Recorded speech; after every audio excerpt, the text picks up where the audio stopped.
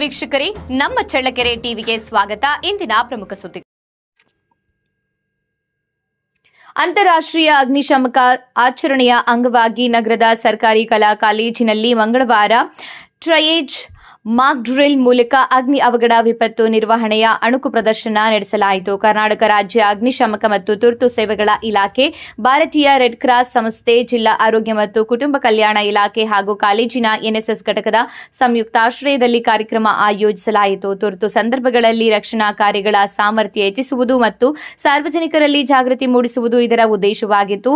ಜಿಲ್ಲಾ ಅಗ್ನಿಶಾಮಕ ಅಧಿಕಾರಿ ಸೋಮಶೇಖರ್ ಹಾಗೂ ಠಾಣಾಧಿಕಾರಿ ನರೇಂದ್ರ ಅವರ ನೇತೃತ್ವದಲ್ಲಿ ಸಿಬ್ಬಂದಿ ರಕ್ಷಣಾ ಕಾರ್ಯಾಚರಣೆಗಳ ಪ್ರಾತ್ಯಕ್ಷಿಕೆ ನೀಡಿದರು. ಗಾಯಾಳುಗಳಿಗೆ ನೀಡಬೇಕಾದ ತುರ್ತು ಚಿಕಿತ್ಸೆಯ ಬಗ್ಗೆ ವೈದ್ಯಾಧಿಕಾರಿಗಳು ಮಾಹಿತಿ ನೀಡಿದರು.